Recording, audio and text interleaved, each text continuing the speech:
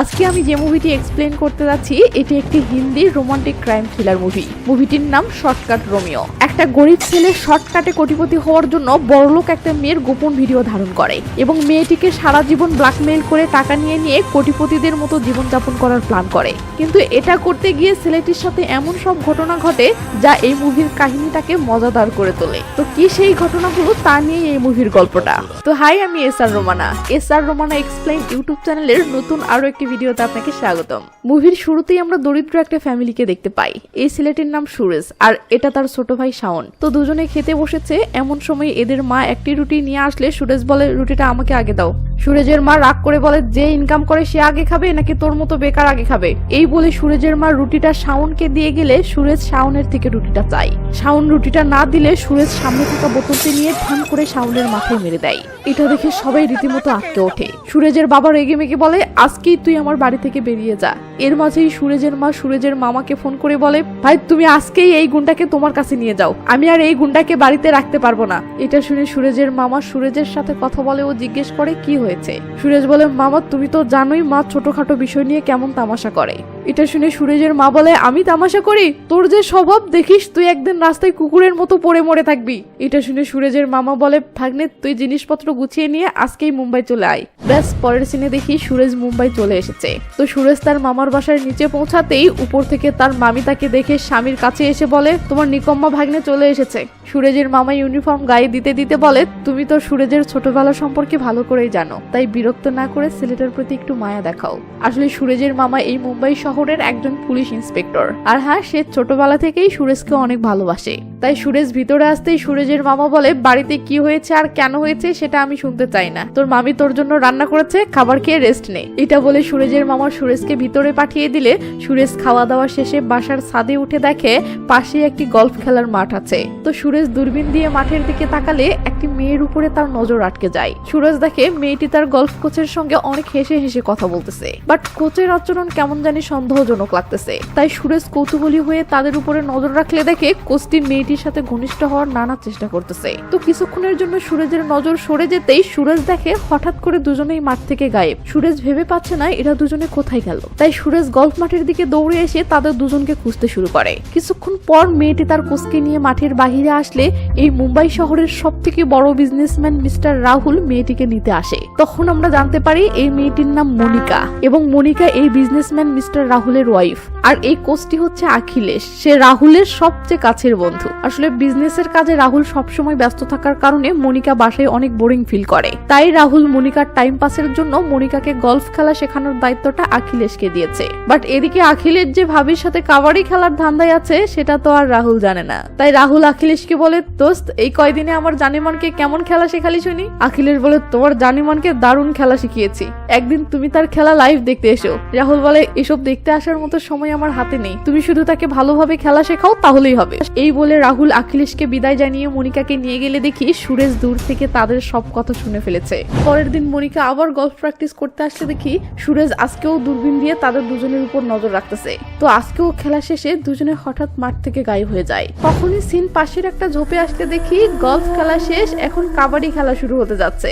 তো খেলা শুরু হতেই সিন পিছনে আসতে দেখি সুরেশ দূরে বসে থেকে এগুলো ভিডিও করতেছে। এভাবে ভিডিও করতে করতে একটা সময় সুরেশ একটু আড়ালে লুকিয়ে পড়ে। এর মাঝেই খেলা শেষ হলে দুজনেই ক্লান্ত হয়ে শুয়ে পড়ে। এটা দেখে সুরেশ ইচ্ছা করেই কাশি দেয়। ব্যাস মনিকা সুরেশকে দেখেই জোরে একটা চিৎকার দেয় আর সুরেশ দৌড়ানি শুরু করে। আখিলেশ তখন সুরেজের ক্যামেরাটি নেওয়ার জন্য সুরেশকে ধাওয়া করতে থাকলে সুরেশ একটি ফাঁকা জায়গা দিয়ে মাঠের বাইরে চলে যায়। কিন্তু আখিলেশ এমন অবস্থায় থাকার কারণে মানুষের ভিড়ে যেতে পারে না। তাই এই পাশ থেকেই সুরেশকে হাত জোর করে ভিডিওটি ডিলিট করতে বলে, কারণ এই ভিডিও কোনোভাবে যদি মনিকার স্বামী রাহুলের কাছে পৌঁছায় তো সর্বনাশ হয়ে যাবে। কিন্তু সুরেশ আখিলেশকে পাত্তা না দিয়ে চলে গেলে আখিলেশ প্রচন্ড রেগে যায়। সিন কাট হয়ে মনিকার বাসায় আসলে দেখি মনিকা আজকের ঘটনাটা নিয়ে টেনশন করতেছে। সে ভাবতেছে ভিডিওটি মনে হয় তার স্বামীর কাছে পৌঁছে গেছে। তাই রাহুল রুমে এসে মেডিটেশন করতে শুরু করলে মনিকা ভয়ের দৃষ্টিতে রাহুলের দিকে তাকিয়ে থাকে। কিন্তু রাহুল ওইরকম কোনো আচরণ না করে বরং বরাবরের মতোই ভালোবাসার স্বরে কথা বললে মনিকা বুঝতে পারে রাহুলের কাছে তাহলে এখনো ভিডিওটি পৌঁছায়নি। এটা ভাবে মনিকা স্বস্তির একটা নিঃশ্বাস ফেলে। সকালে ঘুম থেকে উঠে মনিকা বেলকুনিতে আসতেই কেউ একজন তাকে দেখে সিটি মারে। মনিকা সেদিকে তাকাতেই দেখে সুরেশ সামনের একটা বিল্ডিং এ দাঁড়িয়ে আছে। এটা দেখে মনিকা তো পুরো শক, কারণ এরই মাঝে সুরেশ তার ঠিকানাও খুঁজে বের করেছে। তো সুরেশ পকেট থেকে ফোন বের করে মনিকাকে ফোন করতেই মনিকা রুমের ভিতরে দৌড় দেয় যেন রাহুল কলটা রিসিভ না করে। পরের সিনে একটি গাড়ি হাই স্পিডে একটা ফাঁকা মাঠে এসে থেমে গেলে দেখি মনিকা সেই গাড়িতে বসে আছে। একটু পরে সুরেশ সেখানে আসলে বুঝতে পারি সুরেশ ব্ল্যাকমেইল করে মনিকাকে ফোন করে এখানে ডেকে এনেছে। তো সুরেশ সোজা মনিকার গাড়িতে উঠে বসে পড়লে মনিকা বলে, কত টাকা চাও তুমি? সুরেশ চুপ করে থাকলে মনিকা বলে 10 লাখ। সুরেশ কিছু বলে না। মনিকা বলে 20 লাখ। সুরেশ কিছু বলে না। এটা দেখে মনিকা বলে, আচ্ছা ঠিক আছে 50 লাখ দিব। এতগুলো টাকার কথা শোনার পরেও সুরেশ চুপ হয়ে আছে দেখে মনিকা বিরক্ত হয়ে বলে, তোমার মতো লেভেলের ছেলে এর থেকে বেশি টাকা হজম করতে পারবে না। এই কথা শুনে সুরেশ রাগ করে গাড়ি থেকে নেমে গেলে মনিকা তাড়াহুড়ো করে সুরেশকে থামায়ও বলে, আচ্ছা তুমিই বলো কত চাও? সুরেশ বলে, আমি টাকা চাই না। এটা শুনে মনিকা ঘাবড়ে গেলে সুরেশ নিজের চশমাটা খুলে বলে, ভয় পেও না, তোমার যৌবনের প্রতি আমার কোনো ইন্টারেস্ট নেই, কারণ আমি খুব ভালো করেই জানি যেখানে ভালোবাসা থাকে না সেখানে শরীরের সাথে শরীরের মিলনে কখনো সুখ থাকে না। কথাটা মনিকার বেশ ভালো লাগে, বাট মনিকা সেদিকে গুরুত্ব না দিয়ে বলে, এসব ফালতু কথা রেখে তুমি কি চাও সেটা বলো। সুরেশ বলে, তোমার মতো বড়লোক জীবন চাই। এটা শুনে মনিকা অবাক হয়ে সুরেশের দিকে তাকালে সুরেশ বলে, শুধু আজ দিয়ে নয়, আমি মরার আগ পর্যন্ত বড়লোকদের মতো জীবন কাটাতে চাই। কালকে যদি আমার একটা গাড়ি কেনার ইচ্ছা হয় তাহলে তোমাকে শুধুমাত্র একটা কল করব। যদি 5 স্টার হোটেলে থাকার শখ জাগে তাহলে শুধু তোমাকে একটা কল করব। আমার যখন যা লাগবে সব ব্যবস্থা তুমি করে দিবে। সুরেশের কথা শুনে মনিকা শক খেয়ে গেলে সুরেশ বলে, আমি শুনলাম তোমার হাজবেন্ডের 13,000 কোটি টাকার বিজনেস আছে। আমি এটাও শুনেছি তোমাকে বিয়ে করার পর মা লক্ষ্মীর দয়ে তার বিজনেস নাকি ডাবল হয়ে গেছে, আর এজন্য তিনি তোমাকে দেবীর মতো সম্মান করে। তো এখন সে যদি দেখে তার দেবীর মতো বউ তার বন্ধুর সাথে এসব করে তাহলে পরের দিনই তোমাকে রাস্তায় ভিক্ষা করতে হবে। তাই আজকের মতো 25 লাখ টাকা দিয়ে আমার ডিলটা ফাইনাল করো। এই বলে সুরেশ সেখানে পায়ের উপরে পা তুলে বসে পড়ে। পরের সিনে দেখি সুরেশ মনিকার থেকে টাকা নিয়ে সেই অস্থির লেভেলের একটা প্রাইভেট বাস ভাড়া করেছে এবং সেই বাসের ভিতরে টাকাগুলো ঢেলে দিয়ে রাজা বাদশার মতো পাঠ নিচ্ছে। তো সুরেশ তার বন্ধুদেরকে ফোন করে মুম্বাই শহরে আসতে বলে, আর সিন সকালে আসলে দেখি সুরেশের কথা মতো তার 4 নিকম্মা বন্ধু মুম্বাই শহরে চলে এসেছে। তো এখানে এসে তারা সুরেশকে খুঁজতে থাকলে হঠাৎ গাড়ির হর্ন শুনে সবাই সেদিকে তাকালে দেখে সুরেশ দামি একটা গাড়িতে বসে তাদেরকে ইশারা মারতেছে। এটা দেখে সবাই খুশি হয়ে ছুটে সুরেশের কাছে আসলে সুরেশ তাদেরকে নিয়ে সেই প্রাইভেট বাসের কাছে আসে। তখন সবাই সেটার ভিতরে উঠে পড়ে পুরো অবাক হয়ে যায়। তারা দেখে সুরেশ তাদের জন্য গিফট দিয়ে পুরো বাসটি ভরিয়ে ফেলেছে। তো সবাই এইসব দেখে খুশি হলে সিন চলে আসে মনিকার বাড়িতে। অখিলেশ মনিকার বাসায় এসে যেই না জানতে পারে যে সুরেশ এই 2 দিনে মনিকাকে ব্ল্যাকমেইল করে 75 লাখ টাকা নিয়েছে। সঙ্গে সঙ্গে অখিলেশ রেগে যায় ও মনিকাকে বলে, তুমি চিন্তা করো না জান, আমি ওকে মারার জন্য লোক লাগাচ্ছি। এই বলে অখিলেশ মনিকার কাছে আসার চেষ্টা করতে থাকলে মনিকা তাকে এড়িয়ে যায়। যা দেখে অখিলেশ বলে, এমন করছো কেন জানো? মনিকা বলে, আমাদের এসব বন্ধ করা উচিত। এক রাস্তার ছেলে এসে আমাকে বলছে ভালোবাসা শরীর দিয়ে নয় মন দিয়ে হয়, তাহলে আমরা এই ভুলটা কেন করছি? অখিলেশ বলে, শোনো জান, কোনো ভুল একবার করলে প্রথমে খারাপ লাগেই, বারবার করো দেখবে স্টাইল মনে হবে। শাবাশ বেটা। তো মনিকা বিরক্ত হয়ে বলে, আমি এসব স্টাইল চাই না। অখিলেশ বলে, বুঝতে পেরেছি, তুমি ওই হারামিটার ভয়ে এসব বলতেছো। ওকে, আমি ওকে উচিত শিক্ষা দিয়ে এসে তারপর তোমার সঙ্গে কথা বলবো। এই বলে অখিলেশ রাগ করে চলে গেলে সিন চলে আসে সুরেশের কাছে। সুরেশ বড়লোকি একটা গেট আপ নিয়ে প্রাইভেট বাস করে বাহিরে আসতেই হঠাৎ রাস্তায় একটা গুন্ডা তার পেটে পিস্তল ধরে বলে, চল আমার সঙ্গে। সুরেশ বলে, কি হয়েছে ভাই? গুন্ডাটি বলে, চল আমার সঙ্গে। তারপর বলছে কি হয়েছে। এই বলে গুন্ডাটি সুরেশকে একটি গাড়ির ভিতরে নিয়ে এসে বলে, তাড়াতাড়ি ভিডিও রেকর্ডটি বের কর। সুরেশ বলে, ও আচ্ছা এই কাহিনী তাহলে? তো ভাই এটা ওখানে বললেও পারতে, এখানে নিয়ে আসার কি দরকার ছিল? গুন্ডাটি বলে, তাড়াতাড়ি ভিডিও রেকর্ডটি দে। সুরেশ বলে, আরে ভিডিও রেকর্ডের পাখা আছে নাকি যে এখানে উড়ে উড়ে আসবে? এটা বলতেই গুন্ডাটি ধ্যাম করে সুরেশের নাকে মেরে দিলে সুরেশ ভয়ে বাচ্চাদের মতো হাউমাউ করে কাঁদতে শুরু করে। তখন গুন্ডাটি গাড়ি থেকে নেমে অখিলেশকে ফোন করে হাসতে হাসতে বলে, ভাই ছেলেটা তো এক ঘুষিতেই কান্নাকাটি শুরু করে দিয়েছে, আপনি হুদাই ছেলেটিকে মারার জন্য 6 জন লোক পাঠিয়ে দিলেন। ঠিক তখনই গাড়ির দরজা ভেঙে একজন উড়ে এসে এর ঘাড়ের উপরে পড়ে। গুন্ডাটি কিছু বুঝে ওঠার আগেই সুরেশ গাড়ি থেকে বেরিয়ে রেগে মেগে একের পর এক সবাইকে ইচ্ছে মতো রাম ধুলাই দিতে শুরু করে। ধুলাই পর্ব শেষ করে সুরেশ রাগের চোটে সোজা মনিকার বাসায় চলে আসে, কিন্তু গেটে সিকিউরিটির ঝামেলা হতে পারে ভেবে সুরেশ জীবনের তোয়াক্কা না করে বিল্ডিং এর পিছন দিয়ে দেয়াল বেয়ে বেয়ে সোজা মনিকার বেলকুনিতে পৌঁছায়। এরপর বেলকুনি দিয়ে সোজা মনিকার রুমের ভিতরে ঢুকে পড়ে। এদিকে মনিকা গোসল করার সময় হঠাৎ রুমের ভিতরে কিছু ভেঙে যাওয়ার আওয়াজ শুনে বাহিরে এসে দেখে সুরেশ তার ঘরের সবকিছু ভেঙে তছনছ করে ফেলতেছে। এটা দেখে মনিকা প্রচন্ড ভয় পেয়ে যায় এবং কান্না করতে করতে হাত জোর করে সুরেশকে থামিয়ে দেয়। সুরেশ বলে, এখন হাত জোর করছো কেন? যখন আমাকে মারতে লোক পাঠিয়েছিলে তখন এসব মাথায় ছিল না? পরিষ্কার ভাবে শুনে রাখো, যদি আর কখনো আমার পিছনে লাগতে আসো তাহলে সোজা তোমার হাজবেন্ড রাহুলের ফোনে এই ভিডিওটি পাঠিয়ে দেবো। তারপর কি হবে সেটা তো তুমি বুঝতেই পারছো। এই কথা শুনে মনিকা ইমোশনাল হয়ে হাত জোর করে সুরেজের কাছে ক্ষমা চাইও বলে, আমি আর কখনো তোমাকে বিরক্ত করব না। সুরেজ বলে, মাফ পাবে, কিন্তু এই ভুলের শাস্তি তুমি পাবে। এখন আমি আরো বেশি টাকা খরচ করব। বড় লোকদের মতো বিদেশ ঘুরতে যাওয়ার আমার খুব শখ ছিল, কিন্তু টাকার অভাবে কখনো করতে পারিনি। এখন যাব আর তুমি সকল খরচ বহন করবে। এই বলে সুরেশ সেখান থেকে চলে গেলে মনিকা এসব ঝামেলায় ফেসে যাওয়ায় পুরো পাগল প্রায় হয়ে যায়। পরের সিনে দেখি সুরেশ তার 3 বন্ধুকে নিয়ে আফ্রিকা ঘুরতে এসেছে এবং ইচ্ছে মতো মাস্তি করে মনিকার টাকাগুলো উড়াচ্ছে। তো প্যারাশুট থেকে দূরবীন দিয়ে সুরেশ পাশের প্যারাশুটে নজর দিতেই একটি মেয়ের উপরে তার চোখ আটকে যায়। তো এই মেয়েটির নাম হচ্ছে অ্যানা। আর প্রথম দেখাতেই অ্যানা সুরেজের মাইন্ডে জায়গা করে নেয়। আর জানেনই তো, যা সুরেজের মাইন্ডে একবার আসে সেটা সে অর্জন করেই ছাড়ে। তাই প্যারাশুট থেকে নামার পর সুরেজ অ্যানাকে ফলো করে এক দৃষ্টিতে তার দিকে তাকিয়ে থাকলে সুরেজের এক বন্ধু বলে, মেয়েটাকে দেখে তো লন্ডনই মনে হচ্ছে। আরেক বন্ধু বলে, আরে না না, মেয়েটা ইউরোপিয়ান হবে হয়তো। তো এভাবেই তারা অ্যানাকে নিয়ে কনফিউজড হয়ে পড়লে সুরেজ হুট করে বলে, মেয়েটা ইন্ডিয়ান। এটা শুনে এই বাবরিওয়ালা বলে, স্টাইল দেখে তো মনে হচ্ছে না ইন্ডিয়ান। সুরেজ বলে, ঠিক আছে চল, তোরা আমাকে ধাওয়া করবি আর আমি গিয়ে ওর সঙ্গে ধাক্কা খাবো, তাহলে ওর কথা শুনেই বোঝা যাবে ও ইন্ডিয়ান কিনা। ব্যাস কথা মতো সুরেজের বন্ধুরা সুরেজকে ধাওয়া করলে সে এসে ধাক্কা মেরে অ্যানাকে মাটিতে ফেলে দেয়। বাট অ্যানা কিছু বলার আগেই অ্যানার বডিগার্ড এসে সুরেজকে ধ্যাম করে মেরে দেয়। ওই অ্যানাকে প্রোটেক্ট করে সেখান থেকে নিয়ে যেতে থাকে। সুরেজ তখন অ্যানার দিকে তাকালে ওই হই হই হই, অ্যানার এই চাহনিটা তো সোজা সুরেজের কলিজায় এসে আঘাত করে। ও সুরেজ আবার নতুন করে অ্যানার প্রেমে পড়ে যায়। পরের দিন সকালে সুরেজ বন্ধুদের সঙ্গে সুইমিং পুলের পাশে বসে থাকার সময় হঠাৎ করে অ্যানা সেখানে সুইমিং করতে আসে। আসলে সুরেজ যে হোটেলে উঠেছে অ্যানাও সেই হোটেলেই উঠেছে। তো সুরেজ অ্যানাকে দেখিয়ে তার বন্ধুদেরকে বলে, চল আজকে ওকে পানিতে ফেলে দিয়ে ওর মুখ থেকে কথা বের করার চেষ্টা করব। ব্যাস কালকের মতো একই বুদ্ধিতে এরা সুরেজকে ধাওয়া করলে সুরেজ দৌড়ে এসে অ্যানাকে ধাক্কা মারবে। ঠিক তখনই অ্যানা নিচে হয় আর সুরেজই পানিতে পড়ে যায়। এটা দেখে অ্যানা হাসতে হাসতে পাঞ্জাবি ভাষায় বলে, তুমি এবার মিস করেছো। সুরেজ খুশি হয়ে বলে, আরে এ তো ইন্ডিয়ান। অ্যানা বলে, তোমরা মুম্বাই থেকে এসেছো তাই না? সুরেশ বলে, তুমি কিভাবে জানলে? অ্যানা বলে, তোমাদের আচরণই বলে দিচ্ছে তোমরা মুম্বাইয়ের ছেলে। তো কেবল অ্যানা লাইনে আসতেছে, এর মাঝেই অ্যানার বডিগার্ড চলে আসে। এটা দেখে অ্যানা সেখান থেকে কেটে পড়লে সুরেজের বন্ধুরা ভয়ে পানিতে ঝাঁপ দেয়। পরের দিন খুব ভোরে দেখি সবাই ঘুরতে বের হয়েছে। সুরেজ অ্যানার গাড়িতেই উঠেছে আর তার বন্ধুরা অন্য একটা গাড়িতে উঠেছে।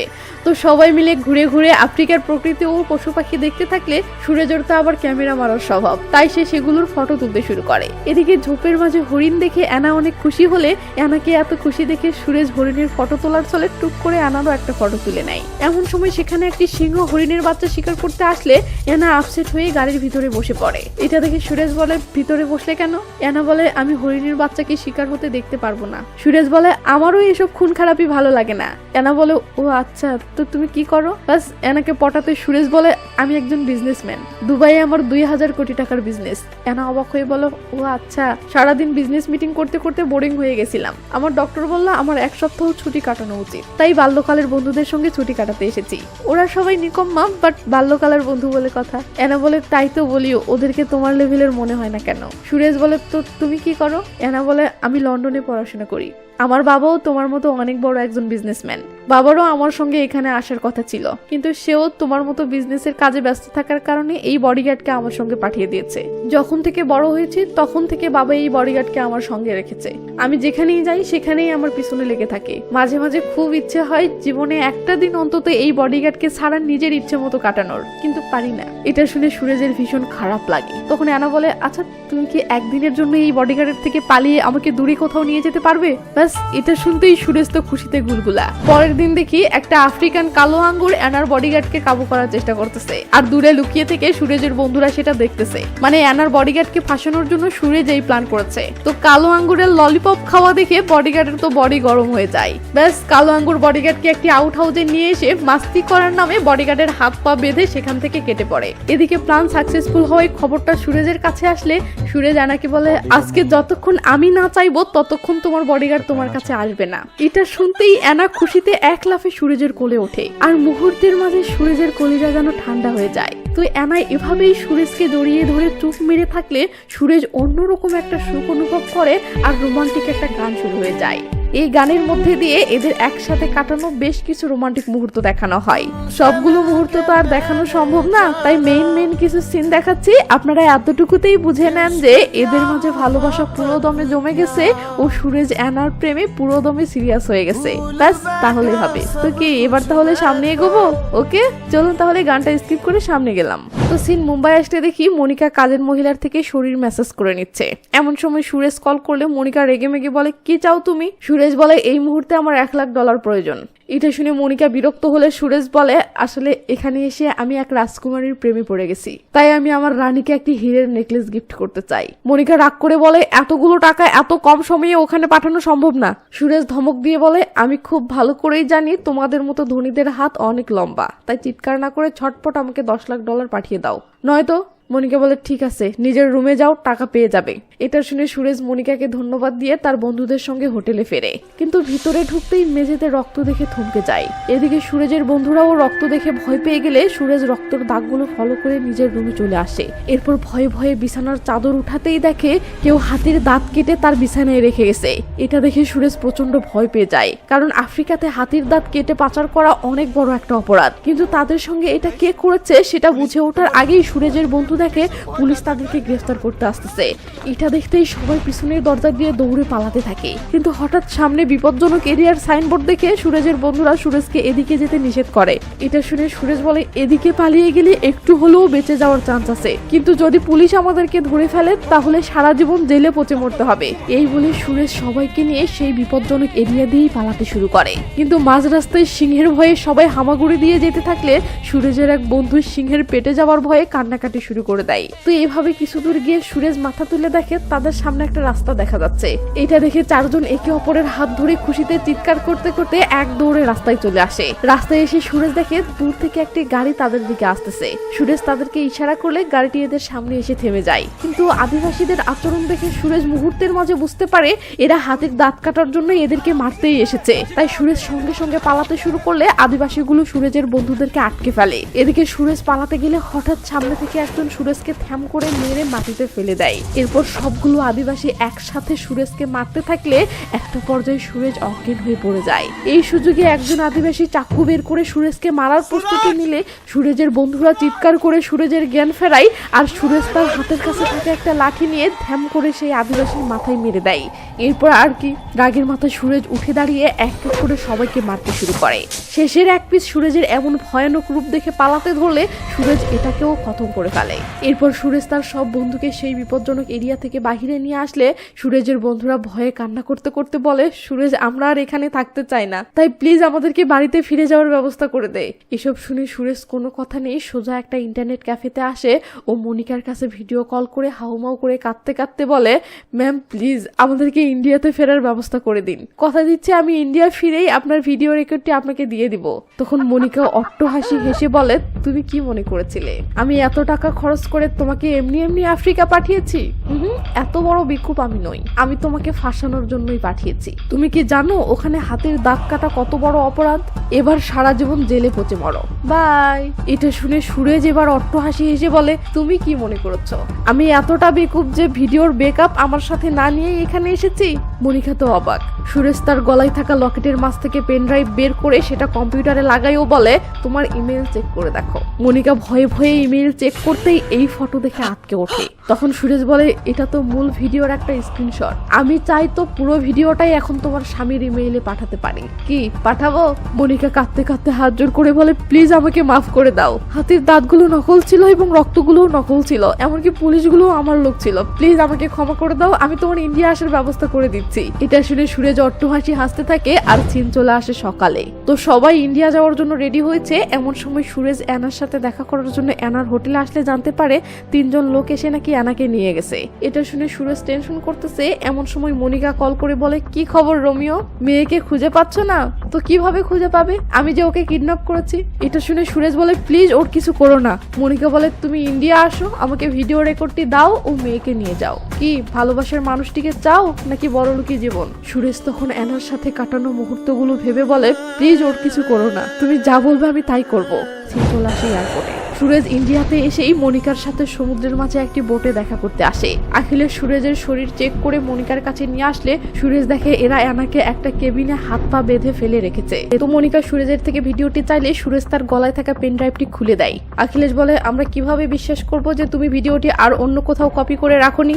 তখন সুরেজ বলে, আমি সত্যি বলছি, আমি আর অন্য কোথাও রাখিনি। এখন এটা যদি তোমাদের বিশ্বাস না হয় তো আমাকে গুলি করে মেরে ফেলো, তবু অ্যানাকে ছেড়ে দাও। এটা শুনে মনিকা আবার বিশ্বাস করে। ওই অ্যানাকে ইশারা দিতেই অ্যানা নিজেই তার সব বাঁধন খুলতে থাকে। এটা দেখে সুরেজ রীতিমতো অবাক হলে মনিকা বলে, কি হলো রোমিও, ঝটকা খেলে? আসলে আমি ওকে কিডন্যাপ করিনি, কারণ আমি নিজেই ওকে তোমার কাছে পাঠিয়েছিলাম। ওই বডিগার্ডটাও আমার সেট করা। এসব শুনে সুরেজ অ্যানার সাথে কাটানো মুহূর্তগুলো ভেবে অধরে কাঁদতে থাকে। মনিকা বলে, ও তোমাকে যা বলেছে, তোমার সাথে যা করেছে সব আমার শেখানো, তাই ওসব ভেবে কষ্ট পেও না। সুরেজ বলে, তোমার শেখানো হতে পারে, বাট আমি ওর চোখে আমার প্রতি ভালোবাসা দেখতে পেয়েছি, ও আমাকে ভালোবাসে। এই বলে অ্যানার দিকে তাকাতেই দেখে কিসের ভালোবাসা কিসের কি। অ্যানা তো সুরেজকে রেখে অনেক আগেই বোট থেকে নেমে গেছে। সুরেজ বাহিরে এসে অ্যানা অ্যানা বলে চিৎকার করতে থাকলে অ্যানা কোনো পাত্তা না দিয়ে চুপচাপ এখান থেকে পালিয়ে যায়। এর মাঝেই আখিলেশ এসে সুরেজের দিকে বন্দুক তাক করলে সুরেজ বলে, আমাকে গুলি কর, আমার হৃদয়টা তো মারাই গেছে, আমি বেঁচে থেকে কি করব, বাট আমাকে মারলে তোদেরকে কে বাঁচাবে? এটা শুনে এরা তো অবাক। সুরেজ বলে, আমি কিছুক্ষণের মধ্যে যদি আমার বন্ধুকে কল না করি তো আমার বন্ধু তোর বউকে এই ভিডিওর একটা কপি পৌঁছে দিবে। বিশ্বাস না হলে এক্ষুনি তোর বাসার সিকিউরিটি গার্ডকে কল করে জিজ্ঞেস কর খয়েরি শার্ট পরা কোনো ছেলে এসেছে কিনা। আখিলেশ সঙ্গে সঙ্গে কল করলে শোনে যে খয়েরি শার্ট পরা একটা ছেলে এসেছে এবং আখিলেশের বউয়ের সাথে দেখা করতে চাচ্ছে। এটা শুনে আখিলেশ ছেলেটিকে আটকানোর জন্য অস্থির হয়ে পড়লে সুরেজ হাসতে থাকে। আখিলেশ বলে, ভাই প্লিজ তুই ওকে থামতে বল, তুই যা বলবি আমি তাই করব। তখন সুরেজ বলে, ওকে অ্যানার অরিজিনাল অ্যাড্রেস দে। এটা শুনে আখিলেশ ও মনিকা তো গ্যারাকলে ফেসে যায়। পরের সিনে দেখি সুরেজ আখিলেশের দেওয়া ঠিকানা মতো চলে এসেছে এবং বিল্ডিং এর ভিতরে ঢুকে অ্যানা অ্যানা বলে চিৎকার করতেছে। সুরেজের চিল্লাচিল্লি শুনে কিছু লোক বেরিয়ে আসলে সুরেজ তাদেরকে অ্যানার বাবা মা ভেবে অ্যানার রাগ তাদের উপর ঝাড়তে থাকে ও তাদেরকে গালি দিতে থাকে। হঠাৎ পাশের দেয়ালে পুলিশ কমিশনারের ফটো লাগানো দেখে সুরেজ চমকে ওঠে। আর পরের সিনে দেখি পুলিশেরা সুরেজকে বেধর পেটাচ্ছে আর বলতেছে, শালা একটা কমিশনারের বাসায় ঢুকে মাস্তানি করিস, তোর এত বড় সাহস, তুই এরা সুরেজকে মারতেছে। এমন সময় সুরেজের মামা সেদিক দিয়ে যাওয়ার সময় দেখে, আরে এটা তো সুরেজ। সঙ্গে সঙ্গে সুরেজের মামা এসে এদেরকে থামায় ও রেগে মেগে বলে, তোমরা ওকে মারছো কেন? তখন এরা বলে, সরি স্যার, কমিশনার সাহেবের অর্ডার ছিল।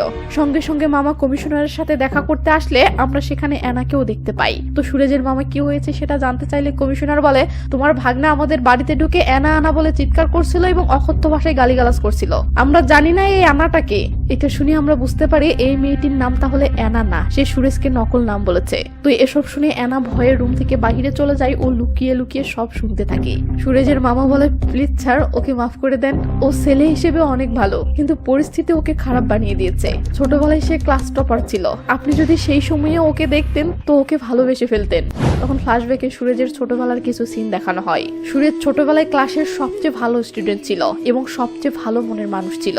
অপরদিকে সুরেজের বাবা ছিল একজন সরকারি অফিসার, কিন্তু সে ছিল প্রচুর ঘুষখোর, সে টাকা ছাড়া কিছু বুঝতো না। তো একদিন গ্রামের একটা লোক তার কাজের জন্য সুরেজের বাবাকে ঘুষ দিতে আসলে সুরেজের বাবা বলে, থাক এখন নিব না, আপনার কাজটা হয়ে গেলে আমার ছেলেকে পাঠিয়ে দিব, আপনি টাকাগুলো কাগজে মুড়ে ওর হাতেই দিন। বিকেলবেলা সুরেজ স্কুল থেকে দৌড়ে বাসায় এসে মার্কশিট দেখিয়ে বলে, মামা দেখো আমি পরীক্ষায় অনেক ভালো নাম্বার পেয়েছি। এটা শুনে মামা খুশি হয়ে সুরেজকে কোলে তুলে নেয়। এর মাঝেই সুরেজের বাবা আসলে সুরেজ খুশি হয়ে তার বাবাকেও সেই মার্কশিটটা দেয়, বাট তার বাবা গুরুত্ব না দিয়ে বলে, চার্চের পাশে পিন্টু আঙ্কেল আছে না, ওর বাসায় যাও, ও তোমাকে ছোট্ট একটা প্যাকেট দেবে, সেটা নিয়ে আসো। এটা শুনে সুরেজ খেলতে খেলতে সেই আঙ্কেলের বাসায় আসে ও আঙ্কেলের থেকে টাকার প্যাকেটটা নিয়ে এসে তার বাবার হাতে দেয়। তার বাবা সেটা আলমারিতে লুকিয়ে রাখলে সুরেজ অবাক হয়ে ভাবে, কি এমন জিনিস যেটা এভাবে লুকিয়ে রাখতেছে। পরের দিন সুরেজ বারান্দায় বসে পড়তেছে, এমন সময় তার বাবা এসে বলে, বেটা পাশের গলির আনন্দ শাহ আঙ্কেলের বাসা আছে না, ওনার কাছে যাও, গতকালের মতো সেও একটা প্যাকেট দেবে, ওটা নিয়ে আসো। এটা শুনে সুরেজ সেই আঙ্কেলের কাছে এসেও প্যাকেটটা নিয়ে ফিরতে থাকলে হঠাৎ থেমে যায় ও প্যাকেটে কি আছে তা দেখার জন্য প্যাকেট খুলতেই এতগুলো টাকা দেখে চমকে ওঠে। তো এতগুলো টাকা দেখে সুরেজ লোভ সামলাতে না পেরে সেখান থেকে 2টি নোট চুরি করে নেয়। এরপর সে প্যাকেটটি এনে ভয়ে ভয়ে তার বাবার হাতে দিলে যেই না তার বাবা প্যাকেটটা চেক না করে রেখে দেয়, ব্যাস সুরেজ সেই খুশি হয়। এরপর দেখি সুরেজ স্কুলে এসে তার বন্ধুদেরকে নোটগুলো দেখাচ্ছে। স্কুল ছুটি হতেই সুরেজ তার সকল বন্ধুকে নিয়ে আইসক্রিম বিক্রেতার কাছে ছুটে আসে ও টাকা দিয়ে বলে, আমার সকল বন্ধুকে আইসক্রিম দাও। লোকটি তখন সবাইকে আইসক্রিম দিলে সুরেজ সবার মুখে হাসি ফোটাতে পেরে অনেক খুশি হয়। এভাবেই সুরেজ টানা কয়দিন সবাইকে আইসক্রিম খাওয়ালে তার টাকা শেষ হয়ে যায়। তাই পরের দিন সুরেজের বাবা বাসায় ফিরে সুরেজ বলে, বাবা আজকে আমাকে কোনো প্যাকেট আনতে পাঠাবেন না?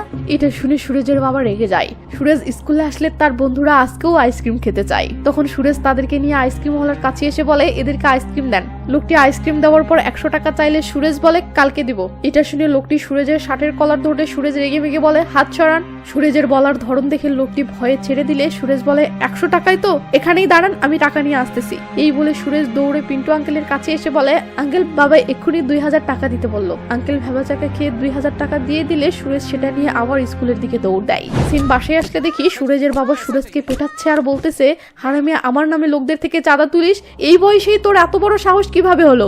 সুরেজ বলে, আপনি নিলে সেটা ঠিক আর আমি নিলেই সেটা অন্যায়। এটা শুনে সুরেজের মা বাবা দুজনেই থমকে যায়। এদিকে সুরেজ রোজ স্কুলে এসে টাকা নিয়ে মেতে থাকায় পড়াশোনায় মনোযোগ নষ্ট হয়ে যায়। তাই পরীক্ষার দিন সুরেজ পরীক্ষা না দিয়ে তার বাবার কাছে এসে বলে, বাবা আমার এক্সাম প্রিপারেশন নেই, তাই এক্সাম অ্যাটেন্ড করিনি। আপনি হেডমাস্টারকে ফোন করেন এবং বলেন সে যেন আমাকে পাস করে দেয়। এটা শুনে সুরেজের বাবা রেগে গেলে সুরেজ দুম করে বলে ওঠে, আপনি যদি হেডমাস্টারকে ফোন না করেন তো এক্ষুনি আমি থানায় গিয়ে আপনার ঘুষ খাওয়ার সব তথ্য পুলিশকে বলে দেব। সুরেজের বাবা তো অবাক। সুরেজ বলে, চুপচাপ ফোন করেন। এটা শুনে সুরেজের বাবা বাধ্য হয়ে ফোন করলে সুরেজ মনে মনে খুশি হয় আর সিন বর্তমানে আসে। কমিশনার এসব শুনে সুরেজের মামাকে বলে, আচ্ছা ঠিক আছে, ওকে নিয়ে যাও, তবে নেক্সট টাইম যেন আর গুন্ডাগিরি না করে। ওদিকে দূর থেকে সুরেজের এসব ঘটনা শুনে অ্যানার চোখে জল টলমল করে ওঠে। সিন সুরেজের কাছে আসলে দেখি সুরেজ সুস্থ হয়ে মনিকার কাছে কল করে বলতেছে, আপনি আমাকে অ্যানার ফেক ঠিকানা দিয়ে অনেক বড় ভুল করেছেন, এবার দেখেন আমি কি করি। আমি এক্ষুনি আপনার স্বামীর অফিসে যাচ্ছি। এই বলেই কলটা কেটে দিলে মনিকা তাড়াহুড়ো করে গাড়ি নিয়ে বেরিয়ে পড়ে সুরেজকে আটকানোর জন্য।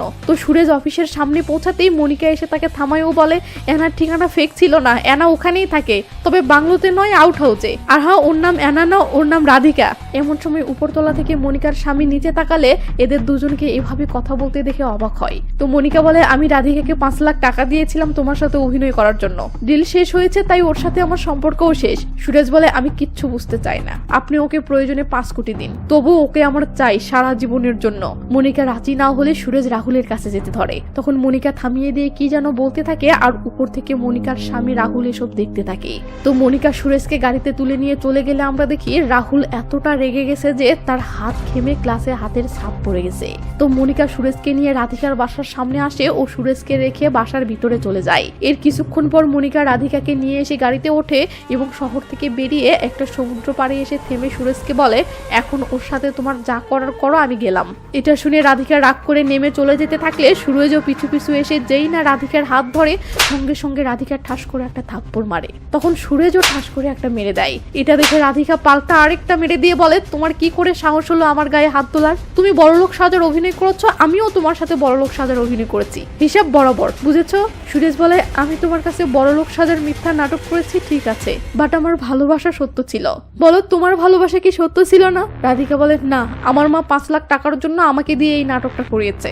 তখনই সিন ফ্ল্যাশব্যাকে গেলে দেখি রাধিকার মা আসলে সেই মহিলাটি যে মনিকার বাসায় কাজ করে। তো মনিকার এমন একটা মেয়ে লাগবে যে একটা ছেলের সাথে ভালোবাসার অভিনয় করবে, বিনিময়ে মনিকা অনেক টাকা দেবে। এটা শুনে রাধিকার মা টাকার লোভে রাধিকাকে মেরে মুড়ে এটা করতে রাজি করাতে থাকে। আসলে মনিকার আরো 2টি বিবাহযোগ্য বোন আছে যাদেরকে টাকার অভাবে বিয়ে দিতে পারছে না। এদিকে টাকার অভাবে সংসার চলছে না, তাই মনিকার মা মনিকার উপর শারীরিক ও মানসিক অত্যাচার করে শেষমেশ মনিকাকে এটা করতে রাজি করিয়েছিল। সিন বর্তমানে আসে। এসব শুনে সুরেজ বলে, মাত্র 5 লাখ টাকার জন্য তুমি আমার ভালোবাসা নিয়ে খেলেছো? রাধিকা বলে, প্লিজ সব ভুলে গিয়ে তুমি তোমার রাস্তায় চলো, আমি আমার রাস্তায়। আমার মা কতটা খারাপ তোমার ধারণা নেই। সে কমিশনারের বাসাতে কাজ করে আর সেই কমিশনারকে বলে তোমাকে এতটা মার খাইয়েছে, তাই প্লিজ এসব ভুলে যাও। এসব শুনে সুরেজ এক নজরে রাধিকাকে দেখতে থাকলে রাধিকা বলে, আমার মা বড়লোক একটা ছেলেকে ফাঁসিয়ে তার সাথে আমাকে বিয়ে দিতে চাই ও তার টাকা দিয়ে আমার বাকি 2 বোনকে লালন পালন করতে চাই। এই বলে রাধিকা চলে যেতে থাকলে সুরেজ হাতটা ধরে বলে, যদি আমি তোমার মাকে 5 কোটি টাকা দেই তো? রাধিকা বলে, সেটা কি তোমার মেহনত করে কামাই করা টাকা? এটা শুনে সুরেজ থমকে গিয়ে রাধিকার হাতটা ছেড়ে দেয় আর রাধিকা চলে যায়। এদিকে রাহুল অফিস থেকে এসেই গণেশ নামের তার একটা ডিটেকটিভ বন্ধুকে কল করে দেখা করতে বলে। গণেশ এসে রাহুলকে কাঁদতে দেখে অবাক হয়ে বলে, দোস্ত কি হয়েছে? আর কার সম্পর্কে তদন্ত করতে হবে? রাহুল বলে আমার বউয়ের সম্পর্কে। এটা শুনে গণেশ অবাক হলে রাহুল বলে আমার বউয়ের উপর নজর রাখতে বলতেছি, তার মানে এই নয় যে ওকে বিশ্বাস করি না। আমি ওকে বিশ্বাস করি এবং অনেক ভালোবাসি, বাট আমার মনে হচ্ছে ওর লাইফে কিছু একটা চলতেছে যা ও আমার থেকে লুকাচ্ছে। তাই তুই ওর উপর নজর রাখ এবং সকল সত্য বের করে দে। এটা শুনে গণেশ সান্ত্বনা দিয়ে বলে ওকে, তুই কোনো টেনশন করিস না, আমি সকল সত্য বের করে প্রমাণ সহ তোর সামনে হাজির হব। পরের দিন অখিলেশ মনিকার সাথে মাস্তি করার জন্য মনিকার বাসাতে আসলে দেখে মনিকা এইসব ঝামেলা নিয়ে টেনশন করতেছে। তারপরেও অখিলেশ মনিকার সাথে রোমান্টিক হতে ধরলে মনিকা রেগে যায় ও বলে আমি একবার ভুল করে তোমার সাথে এসব করে ফেলেছি, তারপর তো তুমি আমার পিছেই পড়ে আছো। অখিলেশ বলে আমি তারপর থেকে যে তোমাকে ভুলতেই পারছি না। এমন সময় সুরেশ মনিকাকে ফোন করলে মনিকা রেগে মেগে বলে বারবার ফোন করে কেন বিরক্ত করছো? তুমি যখন যত টাকা চাচ্ছ ততই তো দিচ্ছি, তাই না? সুরেশ বলে যখনই চোখ বন্ধ করতেছি তখনই রাধিকার কথা মনে পড়তেছে, আমি এক্ষুনি ওর সাথে দেখা করতে চাই, আর আপনি সেটার ব্যবস্থা করে দিবেন। এটা শুনে মনিকা রেগে গেলে সুরজও রেগে মেগে বলে গেমটা তো আপনিই শুরু করেছিলেন, তাই কন্টিনিউ আপনাকেই করতে হবে, নয়তো। ব্যাস সিন কাট হলে দেখি মনিকা ম্যাম রাধিকা ও রাধিকার মাকে এনে তাদের থেকে রূপচর্চা করিয়ে নিচ্ছে। তো মনিকা রাধিকাকে একটা ক্রিম আনার জন্য বারান্দায় পাঠিয়ে দিলে রাধিকা বারান্দায় এসে সুরেশকে দেখে চমকে যায়, উদ্ধুম করে পালাতে ধরে। সুরেশ তখন খপ করে রাধিকাকে আটকায়, আর এদিকে মনিকা আন্টিকে বলে আন্টি আপনি বাসায় যান, আমি রাধিকাকে পরে পাঠাচ্ছি, ওর একটু কাজ আছে। এটা শুনে আন্টি কিছু না বলে রাধিকাকে রেখেই চলে যায়। সুরেশ রাধিকাকে বলে তুমি যতই বলো তুমি আমার সাথে ভালোবাসার নাটক করেছো, আমি কিছুতেই বিশ্বাস করব না, কারণ আমি জানি তুমি আমাকে সত্যিই ভালোবাসো, বলো ভালোবাসো না?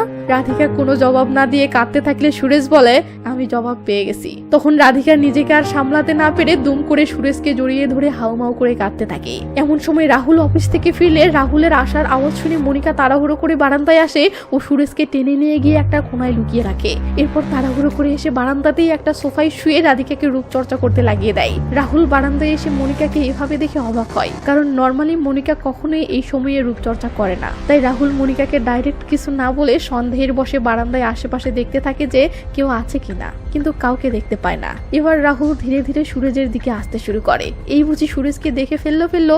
ঠিক তখনই মনিকা রাহুলকে আটকানোর জন্য বলে ওঠে তুমি আমাকে সন্দেহ করতেছো নাকি? এটা শুনে রাহুল পিছন ফিরে মনিকার কাছে আসেও বলে আরে না না, আমি তো এমনি ঘুরে ফিরে দেখছিলাম। এই বলে রাহুল ভিতরে চলে গেলে মনিকা যেন মরতে মরতে বাঁচে। তো সুরেজ চিপা থেকে বের হয়ে এসে যেই না বলে ম্যাম সরি, তখন মনিকা চোখের উপর থেকে শশাগুলো সরিয়ে কাঁদতে কাঁদতে বলে তুমি এভাবে আমাকে কেন কষ্ট দিচ্ছ? এই বলে মনিকা কাঁদতে কাঁদতে ভিতরে চলে গেলে রাধিকা বলে তোমার আর ম্যামের মাঝে কি চলতেছে? সে কেন তার স্বামীর থেকে তোমাকে এভাবে লুকিয়ে রাখলো? আচ্ছা তুমি কি ম্যামের বয়ফ্রেন্ড? এটা শুনে সুরেজ রাগ হলে রাধিকা বলে যতক্ষণ পর্যন্ত তুমি সব খুলে না বলতেছো ততক্ষণ পর্যন্ত আমি এখান থেকে যাচ্ছি না। তুমি যদি আমাকে সত্যিই ভালোবেসে থাকো তাহলে সব খুলে বলো। এটা শুনে সুরেশ এসে রাধিকাকে সবকিছু প্রথম থেকে বলতে শুরু করে। সবকিছু শুনে রাধিকার তো মাথা খারাপ হয়ে যায়। সে সুরেশকে বলে যদি তুমি আমাকে চাও তাহলে টাকা ভুলে যাও এবং তোমার কাছে থাকা ভিডিওর সকল কপি ম্যাডামকে দিয়ে দাও, আর যদি টাকাকেই গুরুত্ব দাও তাহলে আমাকে ভুলে যাও। এটা শুনে সুরেশ এসে তার কাছে থাকা সকল সিডির ডিস্ক একটা সুটকেসে তুলে নেয় ও মনিকার টাকায় কেনা সেই গাড়িটা তার ড্রাইভার ছেলেটিকে দিয়ে দেয়। এরপর সুরেশ রাধিকাকে নিয়ে মনিকা ম্যাডামের সাথে দেখা করে এবং সকল সিডির ডিস্ক গুলো দিয়ে বলে আমার কাছে আর কোনো কপি নেই, আমি আপনার সাথে যে খারাপ আচরণগুলো করেছি তার জন্য প্লিজ আমাকে ক্ষমা করে দিন, আর হ্যাঁ আমার আর রাধিকার জন্য দোয়া করবেন, আমরা দুজনে নতুন জীবন শুরু করতে যাচ্ছি। এই বলে সুরেশ রাধিকাকে নিয়ে সেখান থেকে চলে আসে। এরপর শহরে অটোতে করে যাওয়ার সময় রাধিকা রাস্তার পাশে থাকা নানা বিক্রেতাকে দেখিয়ে বলে দেখো তারা সারাটা দিন খেটে সামান্য কিছু ইনকাম করে, তারপরেও তারা অনেক সুখে আছে, কারণ তাদের ইনকামটা মেহনত করে কামাই করা। এই বলে রাধিকা একটা জায়গায় অটো থামিয়ে সুরেশকে বলে এখানে আশেপাশে অনেক দোকান আছে, যাও সবার দাঁড়ে দাঁড়ে গিয়ে একটা জব চাও, তুমি যত কম টাকারই জব পাও না কেন আমি তাতেই সন্তুষ্ট, আমি তাতেই তোমার সাথে সংসার করতে রাজি। এই বলে রাধিকা চলে গেলে সুরেশ সবার দাঁড়ে দাঁড়ে গিয়ে চাকরি চাইতে শুরু করে। এদিকে অখিলেশ মনিকার বাসায় ঢুকেই গুম করে মনিকাকে জড়িয়ে ধরলে মনিকা রেগে যায় ও অখিলেশের থেকে গা বাঁচানোর চেষ্টা করে। তখন অখিলেশ মনিকার সাথে জোর জবরদস্তি শুরু করে ও বলে প্লিজ বেবি রাজি হয়ে যাও। মনিকা বলে একবার কেন 1000 বার বললেও আমি আর এই ভুলটা করব না। তখন অখিলেশ বলে আর যদি ব্ল্যাকমেইল করি তো? এটা শুনে মনিকা তো অবাক। তখন অখিলেশ বলে সুরেশ যখন ভিডিওর সকল কপি ফেরত দিচ্ছিল তখন ওর পেন ড্রাইভটা আমি রেখে দিয়েছি বেবি, এখন আমি যদি আমার চেহারাটা ব্লার করে ভিডিওটি ইন্টারনেটে ছেড়ে দেই তো? মনটা তাইলে কি কয়। তো মনিকা যার জন্য স্বামীকে ধোকা দিয়েছিল সেই লোকটিরই এমন রূপ দেখে মনিকা অঝরে কাঁদতে থাকে। আখিলেশ এবার মনিকার শরীর ভোগ করে আপন মনে চলে গেলে আমরা দেখি মনিকা এভাবে অসহায়ের মতো মেঝেতে পড়ে থেকে হাউমাউ করে কেঁদে যাচ্ছে। সিন সুরেজের কাছে আসলে দেখি একজন লোক সুরেজকে একটা জব দিচ্ছে, স্যালারি 8,000 টাকা মাস, ইমানদারির সাথে কাজ করলে আরো 2,000 টাকা বাড়তে পারে। সুরেজ খুশি হয়ে এই খবরটা রাধিকাকে দেওয়ার জন্য একটা জায়গায় দেখা করলে রাধিকা খবরটা শুনে অনেক খুশি হয় ও সুরেজকে জড়িয়ে ধরে। সিন বেশ কিছুদিন পর আসলে দেখি সুরেজ মনিকাকে কল করে একটা জায়গায় দেখা করতে বলতেছে। মনিকা সেখানে চলে আসলে সুরেজ মনিকার গাড়িতে ঢুকে তার জব পাওয়ার ব্যাপারটা জানাইও বলে, আপনাকে অনেক ধন্যবাদ আমাকে আর রাধিকাকে মিলিত করার জন্য। মেহনত করে কামাই করার মাঝে যে সুখটা আছে তা আমি আজ বুঝতে শিখেছি। মনিকা বলে, তোমাকেও ধন্যবাদ, কারণ তোমার সাথে পরিচিত না হলে একবার করা ভুলটাই হয়তো আমি বারবার করে যেতাম, কখনো বুঝতেই পারতাম না আমি কত বড় ভুল করছিলাম। সুরেশ বলে, রাধিকার মা আমাদের রিলেশনের ব্যাপারে জেনে গেছে এবং তাকে জোর করে অন্য কোথাও বিয়ে দিতে চাচ্ছে, তাই আমরা দুজন ইন্ডিয়া থেকে পালিয়ে কেনিয়া যাওয়ার সিদ্ধান্ত নিয়েছি, কিন্তু টুরিস্ট ভিসার দাম অনেক বেড়ে গেছে। মনিকা বলে, তো তোমার টাকা লাগবে? সুরেশ বলে, আরে না না ম্যাম, আমাদের সবকিছু ম্যানেজ হয়েছে, আপনার কাছে শুধু রিকোয়েস্ট, যতদিন না আমরা সেখানে সেটেল হচ্ছি প্লিজ ম্যাম রাধিকার বোনগুলোর একটু দেখাশোনা করবেন। এটা শুনে মনিকা খুশি হয়ে সুরেজের হাত ধরে ভরসা দিতে থাকলে আমরা দেখি রাহুলের সেট করা ডিটেকটিভ দূর থেকে এদের দুজনের এমন ঘনিষ্ঠ মুহূর্তগুলোর ফটো তুলছে। সিন রাহুলের কাছে আসলে দেখি ফটোগুলো রাহুলের কাছে পৌঁছে গেছে। রাহুল এদের দুজনের এমন ফটো দেখে রাগে ছটফট করতে শুরু করে। এদিকে দেখি রাধিকা সুরেজের সাথে একটা জায়গায় দেখা করেছে। তো সুরেজ রাধিকাকে 2টি টিকিট দিয়ে বলে, এগুলো ভালো করে রাখিও, কাল 10টায় ফ্লাইট, সাবধানে বাসা থেকে বের হয়ে যেন তোমার মা টের না পায়। এরপর সোজা এয়ারপোর্টের দিকে রওনা দেবে। এয়ারপোর্ট পৌঁছাতেই বোর্ডিং পাস কালেক্ট করবে এবং আমার আসার অপেক্ষা করবে, ঠিক আছে? এসব শুনে রাধিকা সুরেজকে জড়িয়ে ধরে। সিন আখিলেশের কাছে আসলে দেখি সুরেজের কারণে মনিকা আর তাকে পাত্তা দিচ্ছে না, তাই আখিলেশ সুরেজকে মারার জন্য গুন্ডা ভাড়া করতেছে। তো গুন্ডাগুলোকে টাকা দিয়ে সুরেজকে মারার জন্য পাঠিয়ে আখিলেশ গলফ খেলতেছে। এমন সময় রাহুল পেরেশান হয়ে তার কাছে আসলে আখিলেশ বলে, তোর কি হয়েছে? রাহুল বলে, আমার বউয়ের অ্যাফেয়ার চলতেছে। আখিলেশ বলে, আমি মনিকা ভাবিকে খুব ভালো করে জানি, সে এমনটা করতেই পারে না। রাহুল বলে, ফটোগুলো দেখ। এই বলে রাহুল উঠে পড়লে আখিলেশ তার আর মনিকার ফটো ভেবে ভয় পেয়ে যায়, বাট সে দেখে এগুলো তো সুরেজ আর মনিকার ফটো। তো ফটোগুলো দেখে আখিলেশ বলে, এই শালা তো রাস্তার টোকাই মনে হচ্ছে। রাহুল বলে, এখন বল আমি কি করব? তখন আখিলেশ বলে, মনিকা ভাবি অনেক ভোলা ভালা, সো আমি শিওর এই ছেলেটি ভাবিকে ভুলিয়ে ভালিয়ে এসব করতেছে, তাই যদি শাস্তি দিতে চাস তো এই ছেলেটিকেই শাস্তি দে, বাস্টার্ডকে শেষ করে ফেল। এটা শুনে রাহুল রাগে ফুলতে ফুলতে বলে, ইয়েস, আমি বাস্টার্ডকে শেষ করতে চাই। এই বলেই লে বেটা, খতম, tata, bye bye, good bye, গা। তখন আমরা দেখি রাহুল আখিলেশকে যে ফটোগুলো দিয়েছিল সেগুলোর নিচে আখিলেশ ও মনিকার ফটোও ছিল। সিন ফ্ল্যাশব্যাকে আসলে দেখি ডিটেকটিভ সুরেজ ও মনিকার ফটোগুলোর সাথে আখিলেশ ও মনিকার ফটোগুলোও দিয়েছিল। রাহুল সেই ফটোগুলো দেখলে ডিটেকটিভ বলে, তুই যে বন্ধুকে ভরসা করে তাকে মনিকার বেডরুম পর্যন্ত আসার পারমিশন দিয়ে রেখেছিস সেই তোর সাথে বিশ্বাসঘাতকতা করেছে। আর এদের গোপন রিলেশনটা সুরেজ জেনে যাওয়ার পর এদের কাহিনীতে তার এন্ট্রি হয়েছে। আমি মনিকার বেডরুমে একটা গোপন ক্যামেরা লাগিয়েছিলাম, দেখ সেটার একটা ফুটেজ দেখাই। এই বলি সে সেই ফুটেজটা প্লে করে যেখানে আখিলেশ মনিকার সাথে জোর জবরদস্তি করছিল, বাট মনিকা কিছুতেই রাজি না হলে আখিলেশ মনিকাকে ব্ল্যাকমেইল করেছিল। সিন বর্তমানে আসলে দেখি রাহুল আখিলেশকে উদ্দেশ্য করে বলতেছে, বন্ধুকে ধোকা দিয়েছিস ক্ষমা করলাম, কিন্তু বন্ধুর বউয়ের সাথে রিলেশন করেছিস এটা ক্ষমা করতে পারলাম না। এমন সময় রাহুলের একটা কর্মচারী এসে বলে, স্যার আপনি চলে যান, আমি লাশটাকে গায়েব করতেছি, যদি ধরাও খেয়ে যায় তো বলবো আমি খুনটা করেছি। এটা শুনে রাহুল ফ্রেশ ট্রেশ হয়ে বাসায় ফিরে দেখে মনিকা ঘুমাচ্ছে। রাহুল তখন মনিকার মাথাটা কোলে নিয়ে মনিকাকে আদর করে শুতে গেলে আমরা দেখি মনিকা জেগেছিল এবং সে তার স্বামীর ভালোবাসা দেখে নীরবে কাঁদতেছে। সিন পরের দিন আসলে দেখি একদিকে রাধিকা বাসা থেকে বের হচ্ছে, অপরদিকে সুরজও এয়ারপোর্টে যাওয়ার জন্য বের হচ্ছে। তো সুরেজ অটোতে উঠতেছে, হঠাৎ খেয়াল করে কিছু গুন্ডা তাকে ফলো করতেছে। সুরেজ বুঝা যায় এটা নিশ্চয়ই আখিলেশের কাজ, তাই সুরেজ অটোতে তার সব জিনিসপত্র রেখে অটোওয়ালাকে 1000 টাকার নোট দিয়ে বলে, আমি যতক্ষণ না ফিরে আসতেছি এখান থেকে কোথাও যাবেন না। এই বলে সুরেজ এখান থেকে পালাতে শুরু করলে গুন্ডাগুলো সুরেজকে ধাওয়া করে। সুরেজ দৌড়াচ্ছে তো দৌড়াচ্ছেই। ওদিকে রাধিকা এয়ারপোর্টে এসে সবকিছু রেডি করে সুরেজের আসার অপেক্ষায় বসে আছে।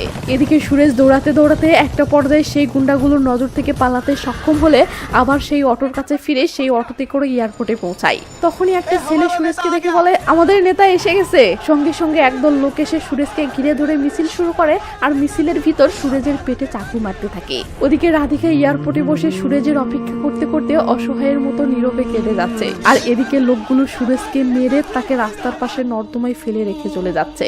তো ওদিকে ফ্লাইটের টাইম হয়ে গেছে, তাই রাধিকার জল টলমল চোখে সুরেশের পথ চেয়ে আছে।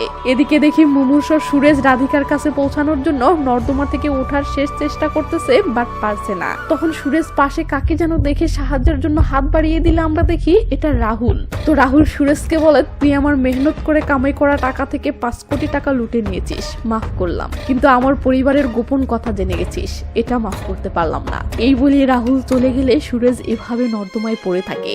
আপনাদের মনে আছে সুরেশের মা একদিন সুরেশকে অভিশাপ দিয়ে বলেছিল, তোর যে স্বভাব দেখিস তুই একদিন রাস্তায় কুকুরের মতো পড়ে মরে থাকবি। তো মায়ের অভিশাপ বলে কথা, তাই সেটাই হয়। আর মুভিটি এখানেই শেষ হয়ে যায়। মুভিটি ভালো লেগে থাকলে প্লিজ ভিডিওতে একটা লাইক দিন এবং চ্যানেলটি সাবস্ক্রাইব করে নিন। আর হ্যাঁ, কি কমেন্ট করবেন জানি না, বাট কমেন্ট চাই। তো ভালো থাকবেন, নিজের খেয়াল রাখবেন, টেক কেয়ার, বাই বাই।